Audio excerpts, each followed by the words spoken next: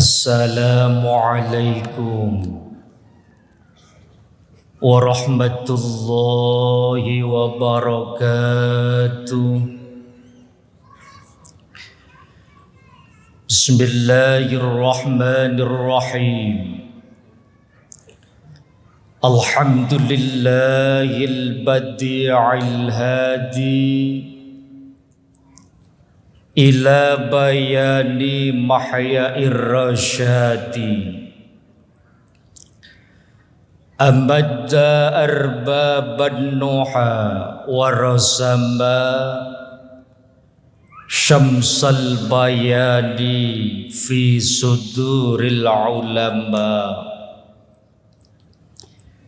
Allahumma salli ala sayyidina Muhammad salatan tulqi bihar ru'ba wal haibata fi qulubil kafirin wal musyrikin waz zalimin wal hasidin wal mufsidin wa ala alihi wa sahbihi ajma'in.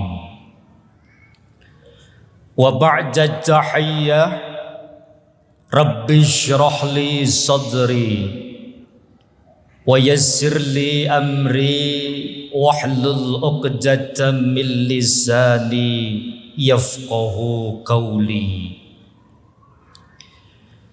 Ayyuhal hadirun, jamaah salat zuhur Masjid Raya Al-Jabbar, semoga Allah Subhanahu wa ta'ala senantiasa memberikan kita semua kesehatan, baik sehat jasmani, sehat rohani, juga sehat ekonomi. Qabla ubayyinu ma khatara fi qalbi, Asy-Syaikh An-Nawawi dalam kitab Tafsir Munirnya mengatakan, inna syukra ra'sul ibadah, sesungguhnya bersyukur itu puncaknya ibadah. Dengan itu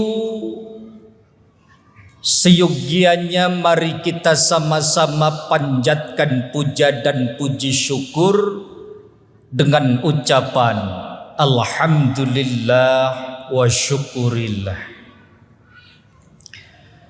Kedua kali An-Nabi sallu alaihi salawatullah alaihi wa yanalul barakah kullu man shalla alaihi. Siapa yang mau membaca salawat kepada baginda Rasul, maka Allah akan memberikan keberkahan.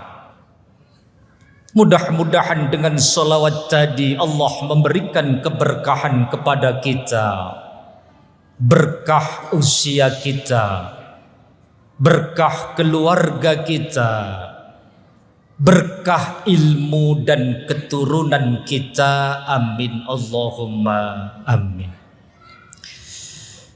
Ketiga kalinya pada kultum siang ini kita akan membawakan tema memaknai nuzulul Quran. Ayyuhal hadirun rahimakumullah, syahrul Ramadan allazi unzila fihil Quran.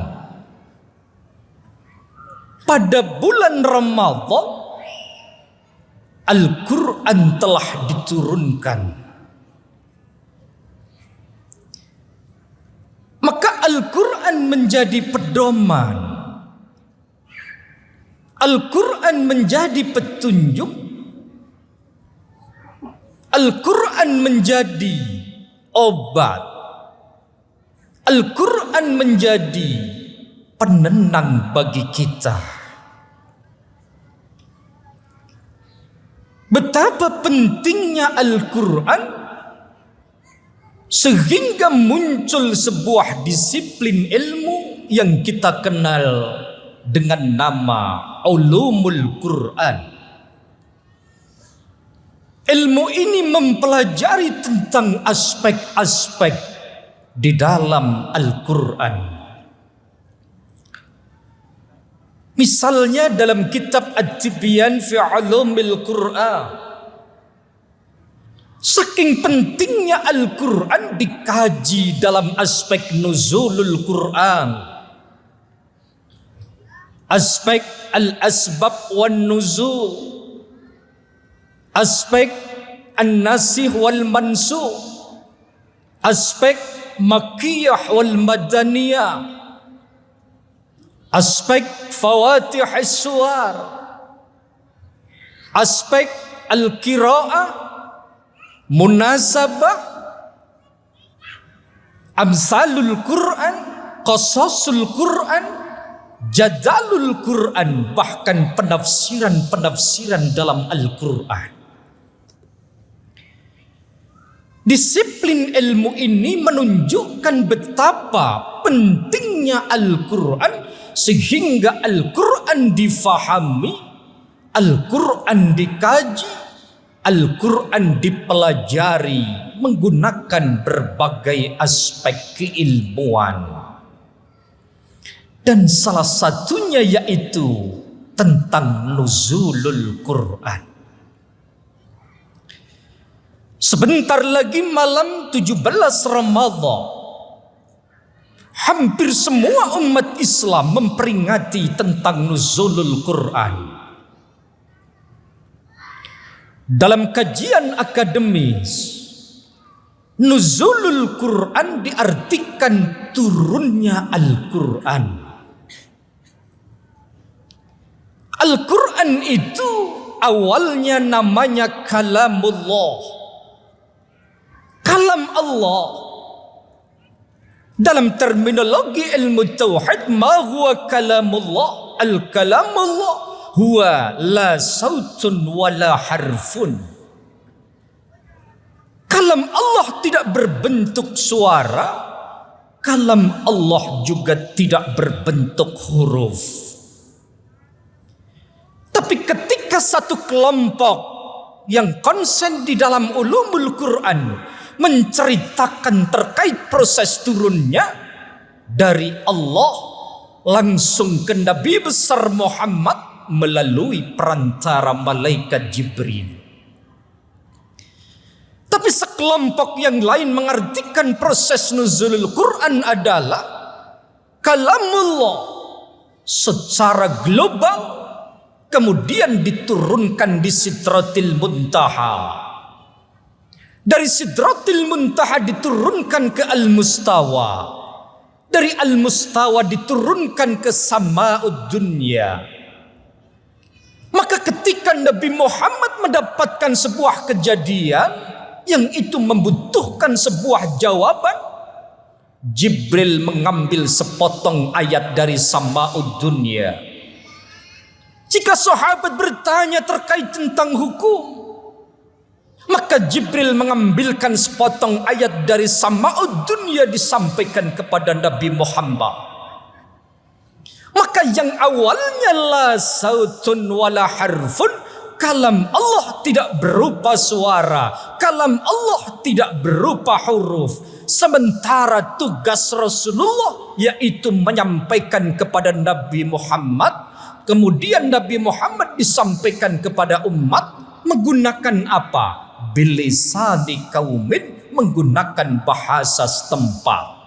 Sehingga Nabi Muhammad mentransformasikan wahyu menggunakan bahasa lokal yaitu bahasa Arab, dicatat oleh para sahabat, catatan bisa dibaca, kemudian dinamakan Quran sebab mustaq dari kata qara'a, yaqra'u Qur'anan, yang artinya sesuatu yang bisa dibaca.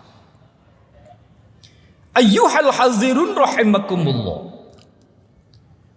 Terkadang nuzulul Quran hanya menjadi seremoni, tidak mengambil sebuah pelajaran yang penting. Apa pelajaran pentingnya? Ketika Al-Quran diturunkan oleh Allah, kondisi manusia terkelompokkan menjadi 3 kelompok. Al-Quran turun, disampaikan oleh Nabi Muhammad, diterima oleh manusia. Manusia terbagi menjadi 3 kelompok. Kelompok pertama, man zalama li nafsi. Orang yang zalim pada dirinya sendiri. Al-Quran mewajibkan salat 5 waktu, tapi orang tersebut tidak salat, zalim pada dirinya. Al-Quran mewajibkan puasa Ramadan, tapi orang tersebut tidak puasa Ramadan, zalim pada dirinya. Al-Quran mengharamkan khamr, Al-Quran mengharamkan maisir, Al-Quran mengharamkan zina, tapi orang tersebut tetap menjalankan, maka zalim pada dirinya. Kelompok yang kedua adalah wa ba'duhum muqtasid. Orang yang STMJ. Al-Quran datang, orang tersebut sholat, tapi maksiat tetap jalan. Wa ba'duhum muqtasid, setengah-setengah. Ibadah jalan, maksiat jalan. Baru kelompok yang ketiga, sabiqum bil khairat. Al-Quran turun, diterima oleh umat manusia. Kelompok ketiga ini sabiqum bil khairat, dia berlomba-lomba menjadi pribadi yang selalu jauh lebih baik dan lebih baik lagi. Ayyuhal hadiru, dari 3 kelompok ini tentu kita akan memahami apa substansi, apa ekspektasi yang ingin Allah sampaikan terkait tentang nuzulul Quran. Saya mengambil satu hadis yang ini saya akan maknai dan interpretasikan dalam aspek lahir maupun batin. Apa hadisnya? Nawwiru buyutakum biqiraatil Quran. Nawwiru, cahayailah. Ini kalau dalam terminologi ilmu nahwu menunjukkan amar. Dalam kaidah usul al-aslu fil amri lil wujub, perintah menunjukkan sebuah kewajiban. Nawwiru, sinarilah buyutakum, rumah kalian semua, biqiraatil Quran, dengan bacaan Al-Quran. Secara lahir kata buyut kita artikan rumah, yaitu tempat tinggal kita. Maka agar rumah tangga kita menjadi rumah tangga yang sakinah, mawaddah warahmah, pasangan menjadi pasangan yang solih, anak keturunan menjadi anak keturunan yang solih, biasakan membaca Al-Quran di dalam rumah. Biasakan membumikan Al-Quran di rumah. Biasakan selalu melantunkan ayat-ayat Al-Quran di rumah. Karena itu akan memberikan kedamaian. Sehingga muncul sebuah terminologi, baiti jannati, rumahku adalah surgaku, di mana penghuni rumah tersebut begitu rindu dengan lantunan-lantunan Al-Quran. Buyut secara leksikal betul artinya adalah rumah. Jamak dari kata baitun, baitani, buyutun. Tapi dalam pendekatan filsafat, dalam pendekatan tasawuf, buyut atau rumah yang dimaksud adalah bukan sekedar rumah yang kita tempati, tapi rumah yang ada di dada kiri kita, yaitu qalbun. Kenapa bisa diartikan qalbun? Sebab Imam Al-Faradi mengatakan, qalbu ghafilin an zikrillah baitus syaitan. Hati seseorang yang lupa berzikir kepada Allah, baitus syaitan, itu akan jadi rumahnya setan. Berarti secara hakikat hati bisa diartikan sebagai rumah dari rohani kita. Maka kalau hati kita biasakan untuk ta'alluq bil Quran, membiasakan mengkaji Al-Quran, membaca Al-Quran, memahami kandungan-kandungan Al-Quran, maka rumah kita yang ada di dada kiri kita akan menjadi qalbun salim, hati yang baik, hati yang selamat, hati yang laksana cermin yang begitu jernih. Kita akan suka bercermin dan orang lain juga akan bercermin sebab keelokan dan kejernihan hati kita. Kalau hati kita sudah jernih, akan berimpak kepada kesolehan diri kita, baik soleh secara spiritual, soleh secara individual, dan impaknya kita akan menjadi pribadi yang solih secara sosial. Amin Allahumma amin. Inti dari kultum ini, peringatan nuzulul Quran jangan hanya sebagai seremonial, tapi mari kita maknai, kita jadikan diri kita flashback, kita refleksikan. Yang dulu kita begitu susah untuk membaca Al-Quran, yang dulu begitu malas membaca Al-Quran, mari kita sama-sama belajar setiap saat kita lantunkan ayat-ayat Al-Quran agar memberikan berkah, baik berkah di dunia maupun berkah di akhirat. Amin Allahumma amin. Kurang lebih mohon maaf. Al-afu minkum wallahul musta'an ila siratil jinan. Assalamualaikum warahmatullahi wabarakatuh.